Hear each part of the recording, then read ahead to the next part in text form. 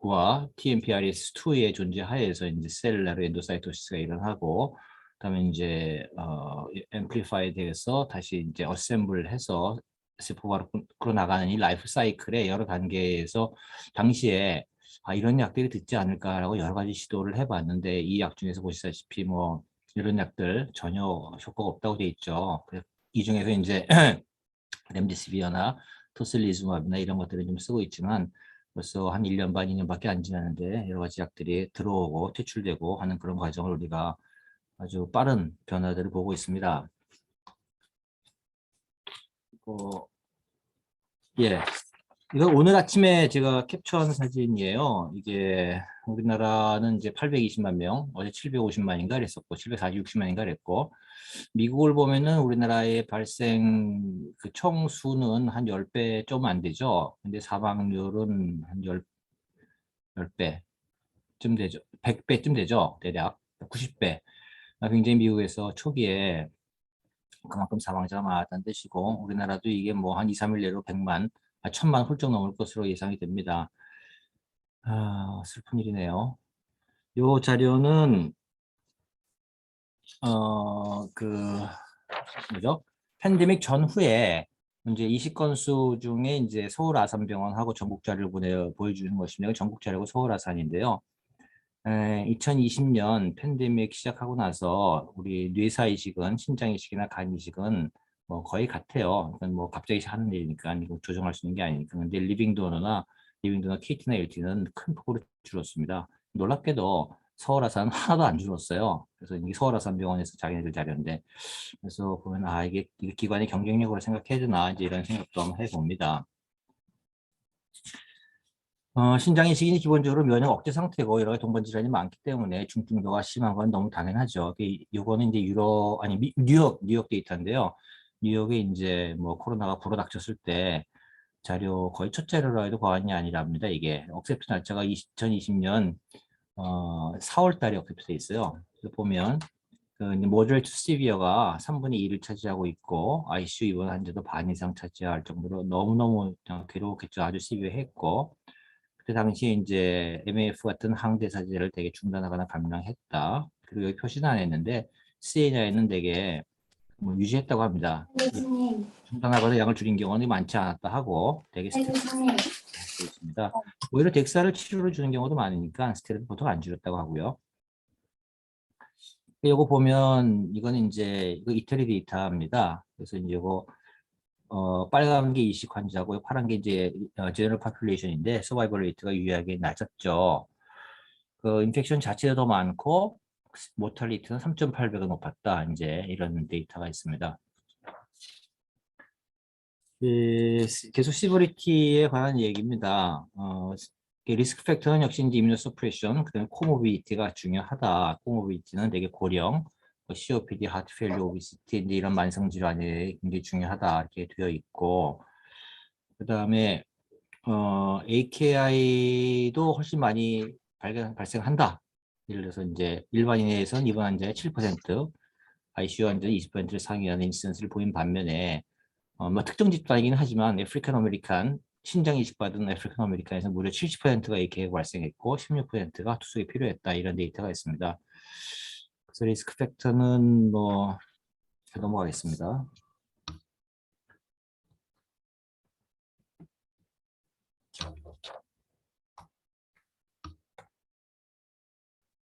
예, 맞네요. 예. 이거는 인디아 데이터입니다. 이게 이제 시비어 코비드-19 환자한테서 AK가 거의 절반에 가까운 사람한테 생겼고, 한데 이제 컴플리트 리커버리가 40%밖에 안 된다는 거예요. 놀랍죠. 60%는 시퀄리가 남았다는 소리죠. 근데 그에 반해서 존스 홉킨스의 비교적 최근 연구인데 이거는 93% 완전 리커버리 됐다. 이제 그런 보고입니다. 이게 이제 초기 자료하고 후기 자료인 점도 있고, 뭐 인디아라는 환경하고도 존스 홉킨스라는 환경이 다르긴 하지만 큰 차이를 보인다. 좀 찾아보다가 이게 그 오미크론 이어라의 자료를 비교해서 한 거를 찾아보려 했는데 잘 못 찾겠어요. 그래서 아무튼 이런 거 좀 참고하시면 좋겠고, 인컴플리트 리커버리 하는 사람들, 리스크 팩터들은 로 GFR, 뭐 기존에 단병 기전 있는 사람, 조직학적으로 진단된 리젝션, 뭐 소파 스코어 높은 경우, 그다음에 오소스테이크 하이퍼텐션, 뭐 그다음에 스테이지 3 AKI 이런 것들이 있었다고 합니다. 제너럴 메저를 살펴보면 뭐 이건 뭐 두말할 나위 없이 뭐 너무 중요하죠. 마스크 써라, 손위생 잘하고 사람 많은 곳에 가지 마라, 꼭 필요한 여행 이런 거 빼고는 가지 않는 게 좋겠다 그런 얘기들이고, 팬데믹이 심한 지역에서 이제 원격 진료도 해볼 수가 있겠다 고려해봐라 이제 그런 얘기들입니다. 그리고 이제 이식을 할까 말까 좀 고민이잖아요. 그래서 그럴 때 이제 이식 수술을 언제 할 거냐 하는 거는 이제 상황을 저울질해서 결정을 하라는 얘기입니다. 근데 말은 뭐 그렇다지만 이거 누가 정답을 줄 수가 있겠습니까? 그래서 코비드-19이 조절되지 않는 지역에서는 리빙 도너 KT나 아주 급하지 않은 디시즈 도너 KT는 연기해보는 게 안 좋겠니? 뭐 이런 정도의 의견이고, 또는 이제 잘 조절되는 국가적으로 그런 시스템을 갖춘 지역 그런 나라에서는 시도해 볼 수 있겠다. 근데 결국은 결정은 이제 우리 몫이라는 그런 뜻이에요. 그러면 이제 KT를 하면 당연히 다이리시스 하는 것보다는 뭐 서바이벌도 좋고 코모비티 이런 거 라이프 퀄리티도 좋아질 것이 당연한데, 그러면 이 팬데믹 시대에서는 어떠냐?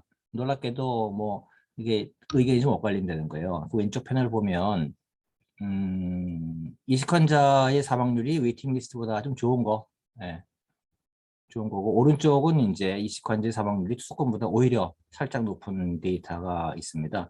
그 전체적으로 봐서는 투석 환자 모탈리티도 이식 환자의 모탈리티에 비해서 뭐 그러니까 투석 환자 모탈리티가 이식 환자에 비해서 뭐 이렇게 뭐 아주 뭐 많이 떨어지거나 뭐 그런 거 아니라면은 이거 뭐 기다려 봐야 되나? 이식해야 되나? 이제 이런 고민을 할 수밖에 없는 거죠.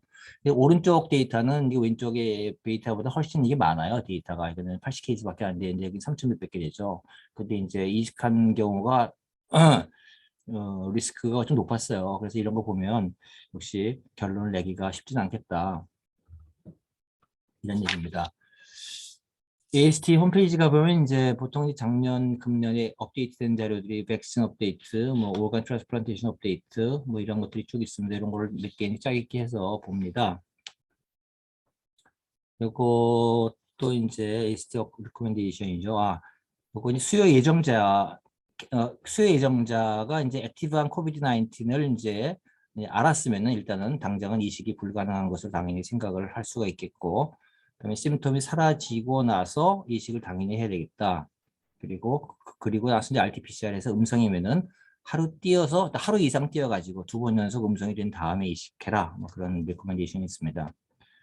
그리고 이제 그 아래 보면은 이식한 다음에 코비드 19 감염 시 격리 기간, 경증인 경우에 한 10일, 중증은 한 20일 정도 격리하는 게 좋겠다 얘기가 있고, 그다음에 뭐 상식적인 얘기지만 재감염이 가능합니다.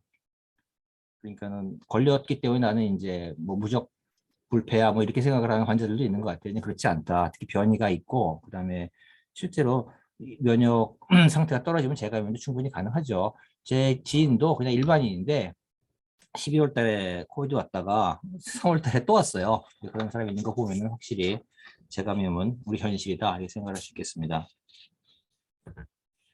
요거는 이제 공유자에 관한 것입니다. 현재까지 도너로부터 유래된 이제 인펙션, 이게 거의 렁 트랜스플란테이션이었답니다. 다시 말해서 렁 이외에 솔리드 오간 트랜스플란테이션은 아직 감염된 케이스가 없었다 이렇게 보고돼 있고, 그래서 이제 렁 빼고 다른 장기들 이식할 때에는 일반적으로 이제 어퍼 레스피레이터리 트랙트에서 일반적인 테스트로 하면 되는데, 만약에 폐장을 기증할 가능성이 있을 때는 로어 트랙트까지 내려가서 RT-PCR을 하는 게 좋겠다 그런 얘기가 있고, 뭐 블라드, 유린, 스툴 뭐 이런 거는 그런 스페시멘 가지고는 공인된 거 아니니까 하지 마라 이런 얘기가 있고, 그리고 마지막으로 이제 의사도 궁금하고 환자들도 이게 이제 프로텍티브 엔티바디가 생기는지 좀 검사해보고 싶다는 생각이 많이 들잖아요.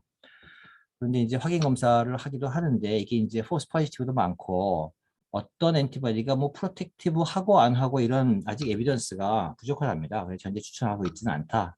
그런 언급이 있습니다. 요거 이제 뇌사 공여자에 관한 이야기입니다.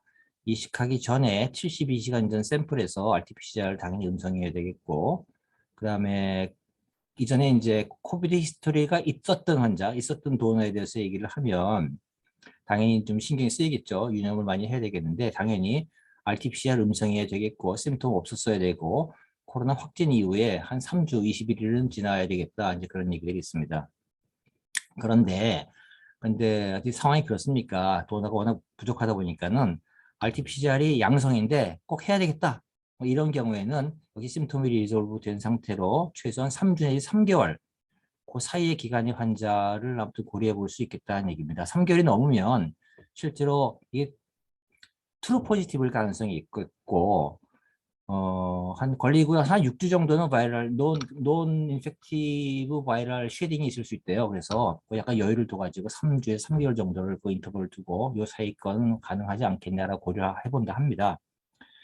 그리고 한 걸음 더 나아가서 이제 정말 액티브한 코비드 인펙션이 있는 도너를 쓰고 싶은 생각 당연히 할 거 아닙니까? 근데 레시피언트가 이제 그런 리스크를 충분히 감수한다는 확실한 이해가 됐을 경우에는 조심스럽게 한번 뭐 해볼 수도 아니겠나 이제 그런 얘기를 합니다. 실제로 이제 5명의 액티브 도너로부터 10명 키드니 트랜스플란테이션을 한 데이터가 있는데요. 이거죠. 이게 이제 클리블랜드 클리닉에서 한 건데 액티브 코비드 19 도너예요. 이 사람들한테 이제 피 빼고 이제 신청을 했죠. 그러니까 이제 근거는 아직까지 폐를 제외한 장기로부터는 감염에 대한 결정적인 데이터가 없다 하기 때문에 했었고 사실상 이제 이 도너가 자기네들 이제 네트워크 떴을 때 아무 기관에서도 안 받아갔대요. 그래서 이제 클리블랜드 클리닉에서 이식을 한 거고 이제 되게 이식하고 나서 16주까지 관찰했는데 10명 모두 다 뭐 결과 우수했다 이제 그런 얘기가 있습니다. 놀랍죠? 이거 이제 리빙 도너 스크리닝에 관한 얘기입니다. 이제 항상 이제 수술 2주 전에는 특별히 2주 전에는 제너럴 메저 뭐 마스크 잘 쓰고 뭐 이런 것들 잘 지켜야 되겠고 백시네이션을 2주 전까지는 완료해라 하는 얘기가 있고 그다음에 3일 이내에 샘플을 음성을 확인해야 되고 그다음에 액티브 할 때는 당연히 도네이션 하면 곤란하겠고 그다음에 환자와 접촉이 있었으면은 14일은 이식을 연기하는 게 좋겠다 이런 가이드라인이 있습니다. 그리고 코로나를 알았던 사람은 이제 아까 디시즈 존 원칙하고 비슷합니다. 당연히 RT-PCR 네거티브여야 되고 증상이 없어야 되고 3주에서 3개월 그 사이 정도 인터벌이면 뭐 가능하지 않겠니 이제 이런 의견이 있습니다. 치료입니다. 스테로이드는 이제 스테로이드 많이 쓰잖아요. 시비어 케이스에서 모탈리티를 줄였다는 이제 초기 보고가 있었고, 한데 이제 스테로이드 헤비 도즈를 줄 때 이제 항상 뭐 오포튜니스틱 인펙션, 그래서 뭐 진균이나 결핵이나 거대세포나 BK 바이러스 같은 기회감염이 증가하는 거를 늘 염두에 둬야 된다. 그리고 안티바이럴은 이제 렘데시비어가 대표격이죠. 이게 이제 증상을 단축시키는 효과가 있었고, 한데 이제 LFT 모니터링이 필요하고 GFR 30 미만이면 이제 주의를 요한다 하는 얘기가 있고, 그다음에 회복기 혈장은 뭐 잘 좀 안 쓰는 것 같은데 타이터가 높을 때만 효과가 있다. 그래서 잘 안 쓰는 것 같습니다. 그런지 안타 인플라마토리 에이전트는 아직 뭐 에비던스가 이렇게 확실치는 않다고 합니다. 그래서 제한된 경우에만 이제 써보는 거로 되어 있고 토슬리즈umab 같은 경우는 중증 환자에서 덱사에 반응하지 않을 때 뭐 시행해 볼 수 있겠다. 그리고 맨 밑에 있는 이제 클로로킨, 뭐 하이드로클로로킨, 뭐 콜키신, 뭐 에버맥틴 같은 거는 이제 에비던스가 없기 때문에 사용하지 않는다 이게 되어 있습니다.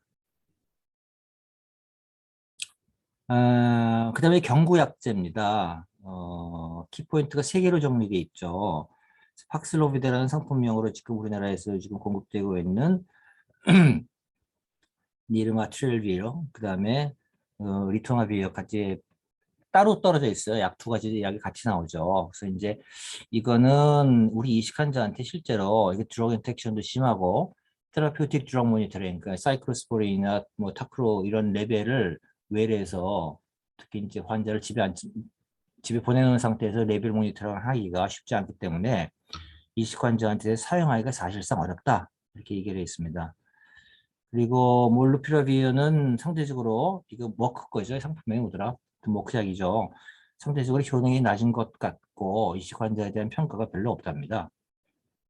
그래서 이런 이유들 때문에 이식 환자를 외래에서 볼 때 1차 요법으로 모노클로널 안티바디나 IV 렌데시비어를 조기에 사용하는 것이 바람직할 수 있겠다라고 이제 권고되어 있는데 우리나라 사정하고 좀 다른 것 같습니다. 팍슬로비드는 이제 사스코브2 프로티에이즈를 이니비션 하는 약이고 몰루파비어는 이게 뉴클레오사이드 아날로그라서 얘가 이제 뮤테이션을 일으키도록 하는 약이고 드러그 인터랙션이 이게 문제가 되죠. 사이토크롬 P450의 CYP3A 이 파스웨이를 이니비션 하기 때문에 이게 이제 약물 농도를 니마트롤비어 약물 농도를 확 올리죠. 그래야 이제 효과가 있다 하는 약인데 얘로 대사되는 약물들의 농도가 같이 올라가겠죠. 그래서 모니터링을 아주 상세히 하거나 거의 사실상 쓰기가 어렵지 않느냐 그런 얘기입니다. 아까 얘기한 대로 모노클로널 안티바디는 이렇게 쓸 수가 있겠다. 렘데시비어도 외래에서 한번 써보면 어떻겠니? 그리고 박스로비드 쓸 때는 사이클로스포린은 한 20% 정도는 줄이는 게 좋겠다. 타크로는 거의 사실상 이제 이거 홀드 해야 안 되나 뭐 그런 얘기가 있고 그러니까 쓰기 어렵겠죠. 그리고 GFR 30 미만인 경우는 쓰기 어렵다. 그런 얘기들이 있습니다. 그리고 요거는 한 이야기 상당히 겹칩니다. 예, 그러니까 CYP3A 패스웨이고 그러니까 이제 CNI 레벨이 확 올라갈 거니까는 CNI뿐만 아니고 mTOR 이니비터 같은 것도 도즈 어저스트가 C를 이제 고려해 둬야 되고 아졸계 항생제를 곰팡이 약을 미리 먹고 있는 사람이 있잖아요. 이런 사람들 기존에 쓰고 있기 때문에 오히려 CNI 용량 조절이 덜 필요할 수도 있겠다. 이제 그런 이야기입니다. 요거는 이제 리버풀 대학에서 만든 이제 홈페이지고 웹사이트고 앱으로도 돼 있어요. 한번 보세요. 제가 스크린 캡처해 왔는데 여기서 팍스로비드라고 치면 이거 나오죠. 이걸 선택을 하고 같이 먹는 약에다가 뭐 이래서 암로디핀 같은 걸 쳐봅니다. 그래서 선택을 해서 보면은 뭐 포텐셜 인터랙션이 좀 있다. 내용은 어떻다 이런 얘기들이 쭉 올라옵니다. 이것만 주는 게 아니겠죠. 예를 들어서 이제 사이클로스포린 같은 거를 이제 줄까 말까를 한번 쳐봅니다. 타크로를 먼저 쳐봅니다. 타크로 했더니 색깔이 달라요. Do not co-administer. 주지 마라. 돼 있고. 보시면 이유는 co-administration 하면은 톡식 레벨이 확 올라갈 수 있겠고 rapid reach 톡식 레벨 뭐 그런 얘기가 있겠고 또 다른 약 그래서 사이클로스포린 같은 거를 쳐보면 아리판핀 반대약이죠. 이것도 같이 주지 마라. 그래서 이유는 코드미니스트레이션 쓸 경우에 인듀서를 작용하기 때문에 플라즈마 콘센트레이션을 낮추기 때문에 같이 주면 안 된다 이렇게 얘기하고 있습니다. 그래서 이제 모노클로널 안티바디도 줄 수가 있는데 실제로 이거 우리나라에서 어떻게 쓰는지 아직 이거 조사를 못 해봤습니다. 여러 회사께 뭐 있을 겁니다. 단독 사용은 별로 효과가 없다고 말씀드렸고 콤비네이션 테라피를 제대로 빨리 하는 게 좋겠고 주로 이제 마일드 투 모더레이트한 외래 환자한테 특히 프로그레션 리스크가 높은 환자들한테 한번 시도해 볼 수 있겠다 이제 이런 얘기들입니다. 모노클로널 안티바디인 경우에 메커니즘은 ADCC 그다음에 컴플리먼트 디펜던트 CDC 그다음에 ADCC 이 메커니즘으로 이렇게 인펙티드 스탠스를 죽일 수 있겠고 그다음에 이제 이 바이러스 자체 이제 중화항체로서 이제 작용하는 거죠. 그다음에 세 번째로는 옵소나이즈 이네이트 이뮨셀의 Fc 리스피터랑 결합해가지고 페고사이토시스를 돕는 기전이죠. 그래서 이런 메커니즘들로 모노클로널 안티바디가 이제 작용한다 하는 것인데 이 밑에 B 패널은 모노클로널 안티바디는 맞긴 맞는데 이게 병을 치료하는 데 도움이 아니고 도움이 되는 게 아니고 오히려 이게 바이러스 멀티플리케이션 오히려 조정하는 경우가 있답니다.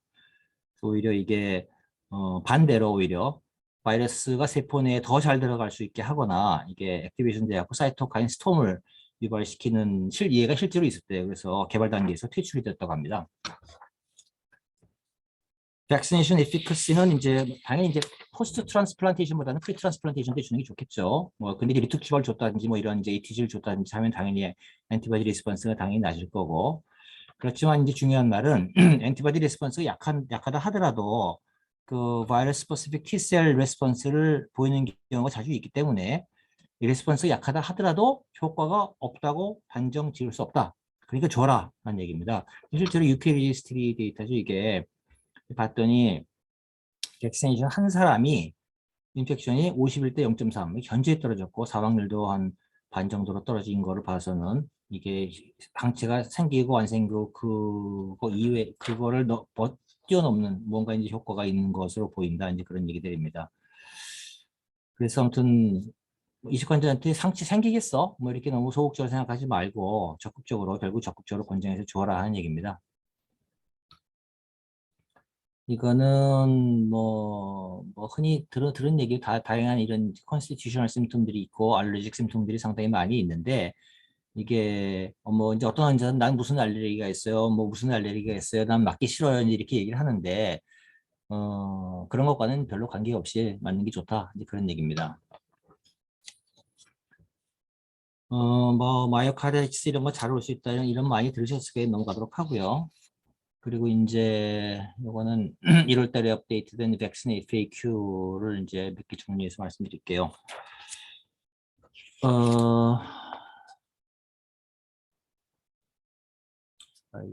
백시네이션 맞죠?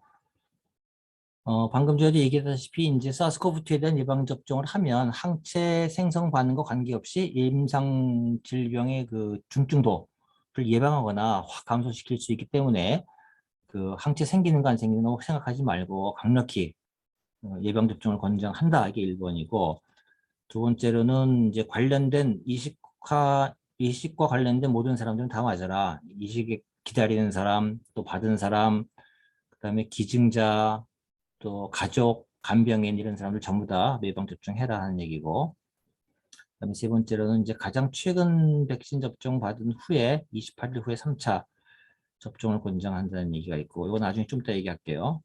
그다음에 네 번째로는 두 번째 접종이 메신저 RNA 백신인 경우에는 더 효과가 좋은 것 같다 이런 얘기가 있고, 다섯 번째는 첫 시리즈를 모두 받은 환자는 그 다음에 5개월 후에 부스터 샷을 맞아라. 우리나라는 아마 4주로 있죠. 4주로 있습니다. 그리고 백신 리코멘데이션 계속 보면은 보자. 아니고 프로텍트 메저 맞습니다. 이게 이제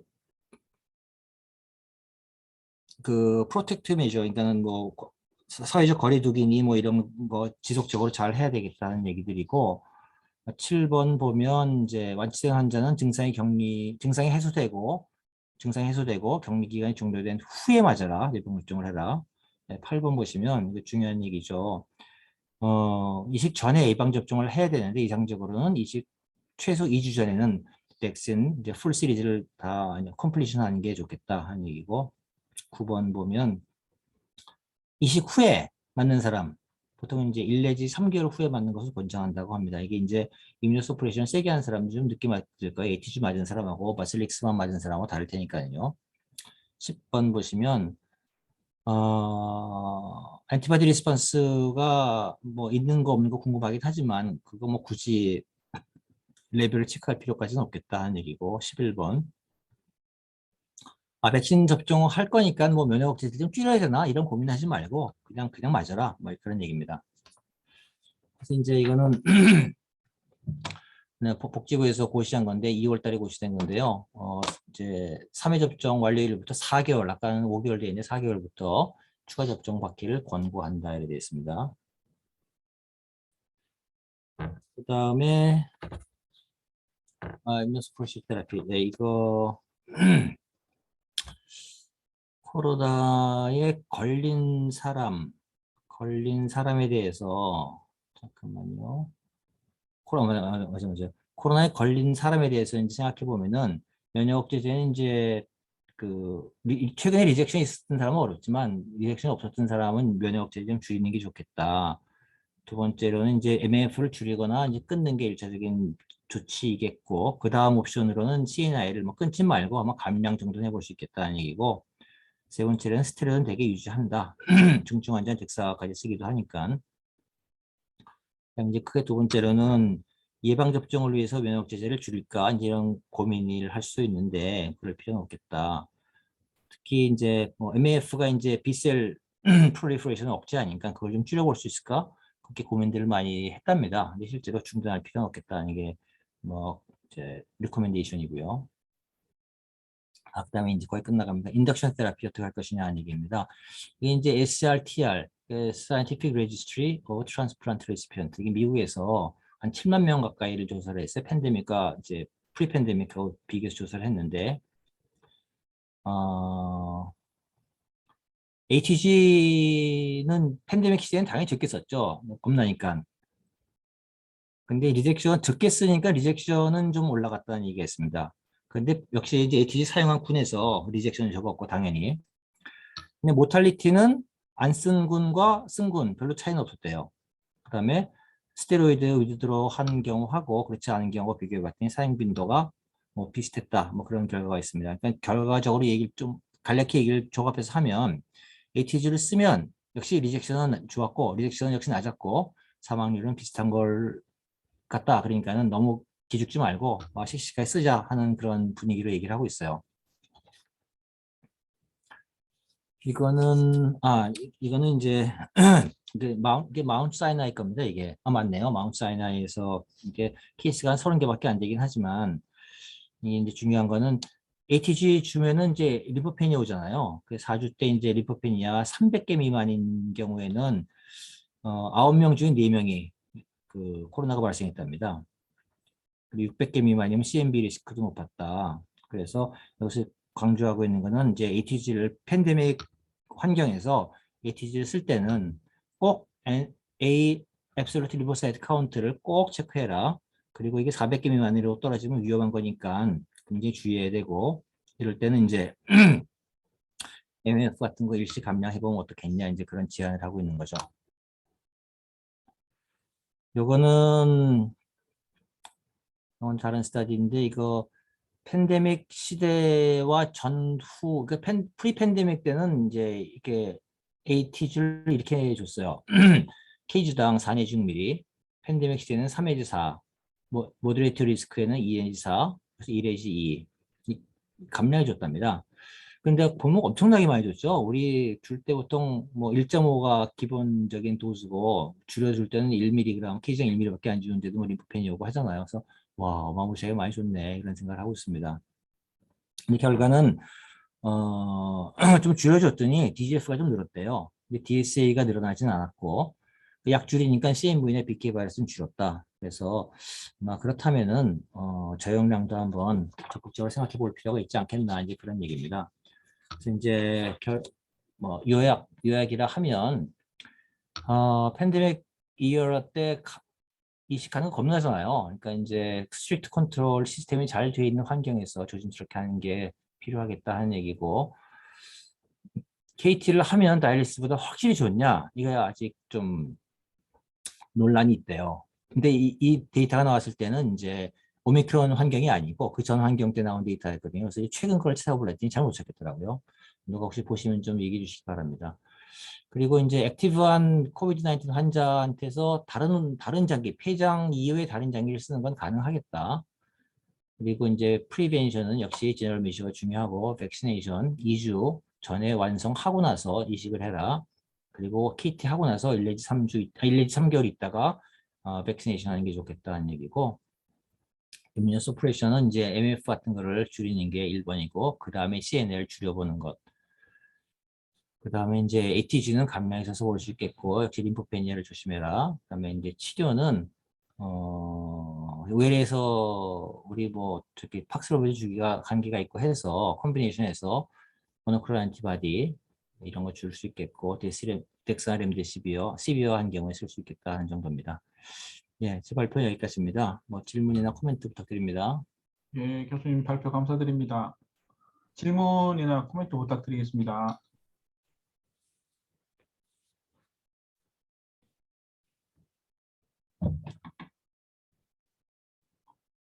이박 교수님, 그 이식 환자들 팍스로비드 사용 때문에 네. 최근에 이게 두 번을 이제 경험했는데, 한 번은 뭐 결론적으로 환자가 코비드 19에서 40대 후반 남자 환자였고, 저한테 다니는 환자였는데, 다행히 코비드 19 잘 벗어나고 잘 나왔고, 크레아티닌도 한 평소에 한 1.5 정도였는데 2까지 올랐다가 결국 1.5로 좋아졌습니다. 결론적으로 그래 됐는데, 중간에 어떤 일이 있었냐면, 이제 그 재택하는 것 중에 이제 팍스로비드 복용 관련해서 저하고 통화를 했는데, 제가 이제 일단은 복용을 하라 했습니다. 하라 했고, 제가 그때 이게 프로그램을 중단하라 했는데, 제가 봐서 중단하라 했는 것 같은데 정확한 기억은 안 나고, 그러고 나서 환자가 이제 일주일간 이제 재택격리하고 나서 이제 환자가 약간 처진다 이래가 왜 와서 검사를 해보고 일단 입원하자 했는데, 타크로 레벨이 측정 안 될 정도로 많이 올라가 있거든요. 계속 복용한 거죠. 일단 끊고 나서는 타크로 떨어지면서 이제 좋아졌고, 한 환자는 40대 초반 그것도 남자 환자였는데, 일단은 어제 전화가 왔었고, 일단은 크레아틴 수치는 한 1.34 정도 되는 환자였고, 일단 팍스로비드는 제가 복용하라 했고, 그 다음에 증상이 좀 심해서 증상 생긴 지도 하루 이틀밖에 안 돼서, 대신에 셀셉이나 이런 거는 그대로 유지하고 타크로는 일단 복용하는 동안 일단 중지하라 했습니다. 통상 다른 데도 보니까 일단 먹는데 그 프로그램이나 그니까 CNI를 중단시키고 일단 복용하는 걸로 보통 하는 병원들이 있던데, 교수님도 어떻게 하시는지 싶었어요. 나도 뭐 개인적으로 한 10명 정도 환자한테 연락을 받았는데 나는 그냥 뭐 팍스로비드 이런 거 먹지 말고 그냥 있으라 했어요. 다 좋아졌어요. 근데 다행이시네요. 이제 뭐 열이 심하게 나거나 혹시 뭐 기침이 아주 심하거나 그러면 이제 일단 MF부터 이제 끊어볼까 했는데 환자들이 별로 그 정도 증상이 없어가지고 그냥 지내라 했고, MF 끊었는데 팍스로비드 주고 타크로도 끊으라 하기는 참 그렇잖아요. 불안하잖아요. 그래서 그냥 그래서 그냥 저는 뭐 배짱이 그냥 뭐 버텨봐라. 이제 다 넘어갔어요. 잘 아직까지는. 어제 그 또 세미나 있어가지고 그 이제 부산대 송상원 교수하고 이야기를 하다 보니까, 그쪽에는 워낙 거점 병원에 환자가 워낙 많이 오니까 본인 인식관들 최근에 보는 트렌드가 자기가 환자를 보니까 오미크론 바뀌고 나서 이게 일반 환자들은 제너럴 파퓰레이션은 뭐 증상은 뭐 조금 덜하고 뭐 전염력은 높은데, 이식 환자가 본인이 보기에는 폐렴이 굉장히 잘 생긴다. 그 환자가 약간 조금 이상해서 한번 찍어봐라 하면 CT에 뭐 보이고, 그래가 그 팍스로비드 같은 경우는 쓸 때도 있고 안 쓸 때도 있고 하던데, 그래서 보통 팍스로비드 같은 경우 증상 완화나 이런 게 좀 도움이 되긴 한데 자꾸 연락이 오니까 이게 고민이 많이 되더라고요, 진짜. 그죠. 그 송상원 교수는 그러면 팍스로비드 주는 사람한테는 그러면 타크로랩스 어떻게 뭐 먹으라 했답니까? 하지 말라 했답니까? 일단은 지금 뭐 이 중지 최소한 5일 동안, 5일 제가 보니까 그 이번에 경험하게 된 게, 앞에 있는 환자가 그 하이 피크 치고 그 거의 정상 레벨로 돌아오는 게 한 4, 5일 걸렸어요. 하나도 아니고 5일 동안. 그래서 그렇죠. 네네. 송상훈 교수도 환자에 따라 다른데 한 4, 5일 정도 타크론을 일단 중단하고, 그거 딱 어제 딱 듣는 순간 제가 한번 딱 경험하고 나니까, 이게 4, 5일 중단하는 말이 맞구나. 실제로 4, 5일 만에 그게 이제 정상 레벨을 트러프 레벨이 한 4, 5 정도로 내려오더라고요, 실제로. 그래서 현실적으로 셀셉을 끊는 게 맞긴 맞는데 팍스로비드를 주는 환경이라면 셀셉은 그냥 유지하고, 제 생각은 제 개인적으로도 뭐 타크로를 끊는 게 좀 덜 위험하지 않을까 뭐 그런 생각은 해보긴 해봅니다. 근데 막상 한 세 개 중에 스테로이드하고 셀셉하고 프로그램 중에 하나를 끊으려 하면 참 이제 CNI를 중단한다는 게 참 결정이 쉽지는 좀 않은 것 같습니다. 되도록이면 이 사람이 외래를 올 수 있으면 그 셀셉은 유지하고 타크로 끊고 스테로이드는 약간 올리고 뭐 그러고 싶어요. 난 그렇게 할 것 같아요. 예, 외래로 오면 문제는 이제 환자가 이제 확진이 돼버리고, 아까 처음 환자 같은 경우는 그러니까 확진을 하고 나서 7일간 격리 기간을 마치고 이제 자유롭게 돌아다닐 수 있는 상황에서 와서 측정이 된 건데, 지금 두 그렇죠. 환자 같은 경우는 진단받은 지 하루 만에 저한테 연락이 옵니다. 그러니까 못 나오는 상황이니까. 못 나오는 상황에서 환자가 목도 잠기고 굉장히 힘든 상황이니까 저는 일단은 뭐 복용하라 하고 약간 한번 봅시다 해가 일단은 그렇게 해놨습니다. 나중에 한번 7일째 하고 나서 한번 외래로 오라고 했는데 그때 와서 한번 트러플랩을 한번 봐야 될 것 같습니다. 예, 맞습니다. 근데 뭐 여기 특히 초기 데이터, 뉴욕 데이터 뭐 이런 거 보면 너무나 무시무시한 데이터들인데 지금은 그 정도까지는 아닐 거예요. 예, 뭐 정 교수님 어떠세요? 저는 최근에 제 이식 환자 3명이 있었는데 다 뉴모니아가 와가지고요. 강동중님 같은 경우는 지금 아시겠지만 렁이 너무 안 좋아가지고 컴플리먼트 이니비터를 썼다고 하더라고요. 오늘 아침에 전민지 선생이 만났는데 그래서 약간 임상적으로는 환자가 약간은 호전은 있는데 엑스레이는 뭐 아직 호전은 없는 상황이고 그 사람은 제 기억에 백시네이션 다 했는데 아마 올드 에이지라 가지고 아마 조금 더 손상이 심했던 것 같고 그다음에 제 젊은 남자인데 지금 입원해 있는 환자는 백시네이션을 안 했거든요. 근데 확실히 안 좋아가지고 지금 계속 포스트 코비드 지금 격리 해제된 지 아마 일주일 가까이 됐는데 계속 연락 가지고 지금 백사 쓰고 좀 좋아졌는데 엑스레이 보니까 멀티플하게 패치 인필트레이션이 있더라고요. 심지어 엑스레이 괜찮아도 패치 인필트레이션이 있어가지고 그냥 저는 두 가지를 생각했는데 그냥 조금이라도 환자가 임상 증상이 끄는 것 같다 하면 CT를 찍어야 되겠다. 그다음에 조금 더 강력하게 백시네이션을 권해야 되겠다. 이 생각을 했습니다. 그 환자는 입원했습니까? 아니면은 입원해 있는 환자인가요? 누구의? 지금 말씀하신 CT 직관 네네. 입원해 있습니다, 지금. 다, 뭐, 코비드인데 CT실에서 찍어주던가요? 격리 해제되고 나서 아, 되고 나서 환자가 몸이 계속 안 좋다 해가지고 외래에 온 거예요. 근데 이제 젊으니까 자기가 이제 CRP도 별로 안 높아서 환자가 이제 조금 견뎌보겠다고 약을 달라고 해가지고 약을 줬는데 5일 있다가 도저히 안 되겠다 이러면서 왔더라고요. 그랬더니 CRP는 뭐 2.9 정도인데 AKI 오고 그다음에 저기 뭐야 렁에 인필트레이션이 좀 심하더라고요. 이 환자 같은 경우는 모친 거를 받았는데 모친이 71세 여자였거든요. 근데 이제 모친이 굉장히 바디 프레임이 작아요. 키가 140cm인가? 하여튼 뭐 이 정도로 굉장히 작아가지고 리날 펑션 자체가 뭐 크레아틴이 1.78 좋으면 1.78 이랬는데 이제 바로 크레아틴도 오르더라고요. 환자가. 네. 백신 확실히 백신을 안 했을 때에 아까 보여주신 슬라이드처럼 모빌리티가 좀 심한 것 같긴 합니다. 예. CT 다들 찍어 보십시오. 뭔가 다 나올 것 같아요. 아까 이막 교수님 말씀하셨던 내용 중에 그 이식 환자들 백시네이션 유무에 따른 인펙션 차이가 엄청 크다는 게 지금 확실히 느껴지고 페이탈리티 같은 경우도 저희는 이제 그 경우에 두 환자들은 전부 백시네이션 3차까지 다 했던 환자였고 첫 번째 환자도 증상은 좀 기침하다 심했는데 잘 넘어갔고요. 그래서 일단 백시네이션 일단 저는 아까 가이드라인에 타이트 하지 말라는데 저는 아름아름 계속 하고 있거든요. 했는데 해보면 하시기 이시가 이제 타이트가 로 타이트입니다. 맞는데 근데 아마도 그게 로 타이트를 하더라도 일단은 접종은 계속 해야 될 것 같고 아까 정 교수님 말씀하신 대로 최근에 이 오미크론이 오는 게 증상 없더라도 엑스레이가 괜찮더라도 확실히 환자가 증상이 있거나 이럴 경우에는 한번 CT 찍을 수 있으면 꼭 확인해 가지고 또 가는 게 필요할 것 같습니다.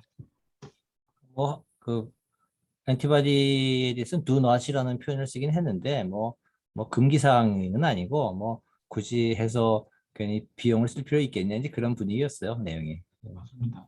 나도 해보고 싶어요. 김연아 교수님 어떠세요? 아, 교수님 제 목소리 들리십니까? 네, 저 이제 일단 내사 추정자의 도네이션 관련해서 원내에서 사례가 발생하지는 않은 건데 7세 소아 코비드 인펙션으로 브레인 이데마 허니에이션 생겨서 내사 추정되는 하나가 있었거든요. 이게 보호자분이 굉장히 적극적으로 어제 일단 소아과에서 내사 추정이 된다고 2, 3일 만에 얘기가 되었고 그 코다로 바로 신고가 되어서 코다 코디네이터가 바로 보호자 면담해도 된다 해가지고 바로 보호자를 만나서 장기 기증까지 설명했는데 굉장히 적극적으로 하고 싶다 이렇게 해서 그 코다 측에서 굉장히 적극적으로 좀 진행을 하는 플로우로 좀 흘렀었는데 이제 그 하나가 7일 지나면 격리 해제가 가능하다 이렇게 처음에 얘기가 되었다가 7일째 가까워지는 시점에 이제 중수본에서 환자 인투베이션 하고 있고 시비어 코비드 인펙션이니 2주를 더 격리를 해라 이렇게 판정이 나는 거예요.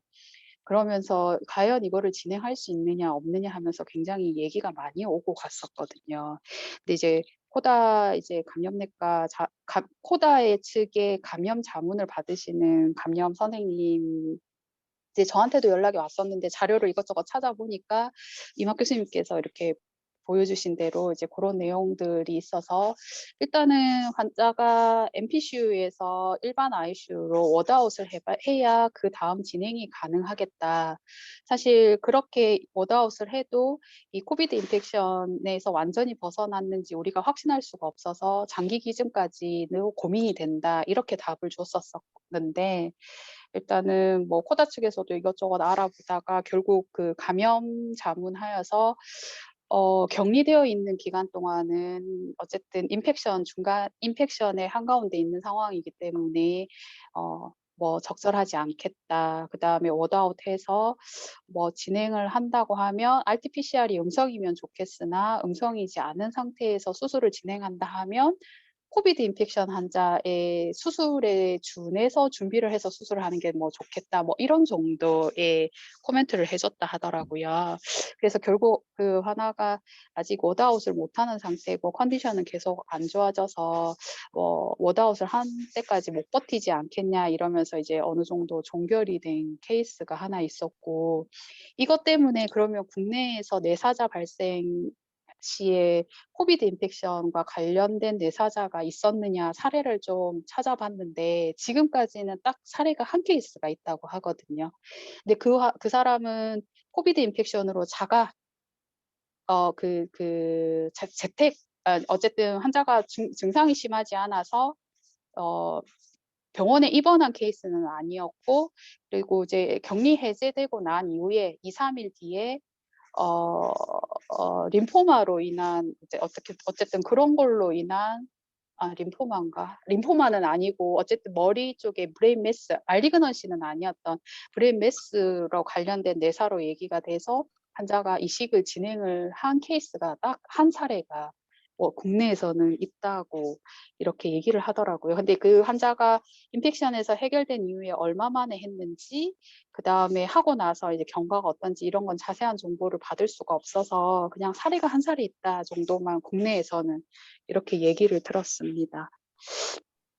그래서 어쨌든 그 오늘 교수님께서 보여주신 자료들이 그 앞에 계속 우왕좌왕하면서 고민했던 것들을 좀 깔끔하게 많이 정리해주는 좋은 너무 귀한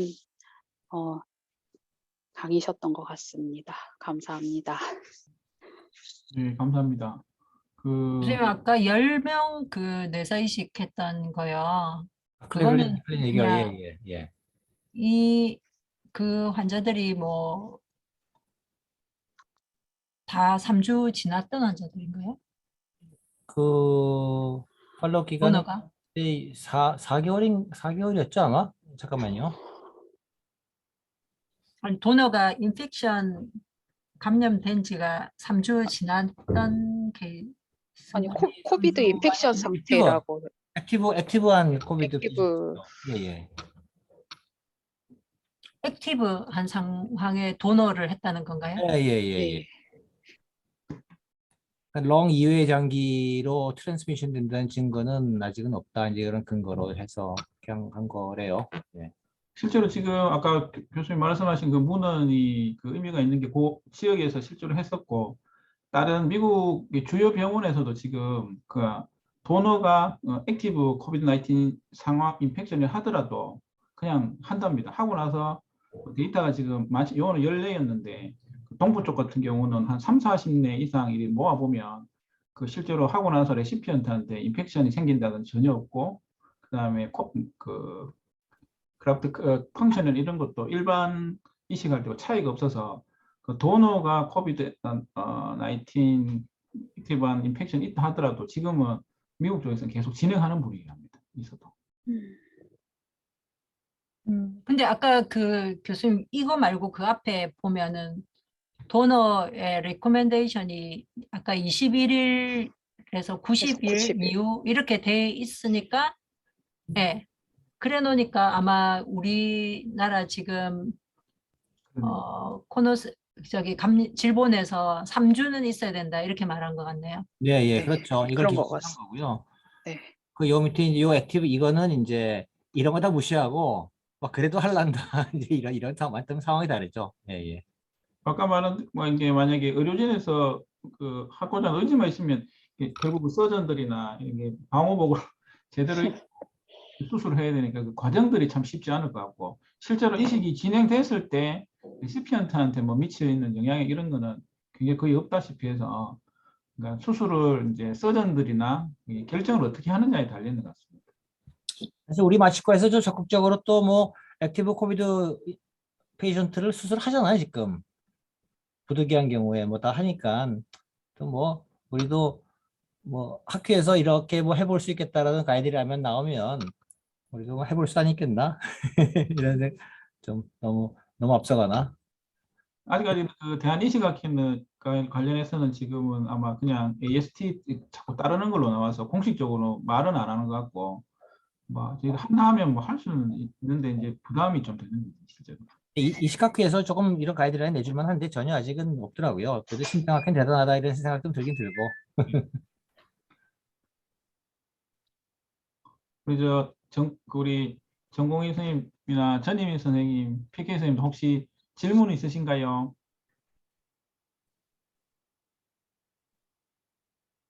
예, 오늘 코비드 19 신의식에 대해서 잘 정리해 주신 이막 교수님 감사드리고, 개인적으로도 이 내용이 정리가 되고 실제 환자를 이제 한번 겪으면서 코로나가 이렇게 가까이 와 있구나, 제가 요즘 진짜 체득을 하면서 오늘 좋은 강의 시간이었습니다. 다른 질문 없으시면 제가 광고하고 마치겠습니다.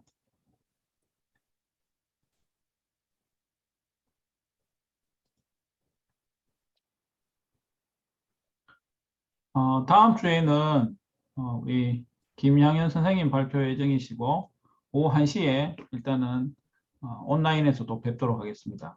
예, 오늘 고생하셨고 감사합니다. 감사합니다. 수고하셨습니다.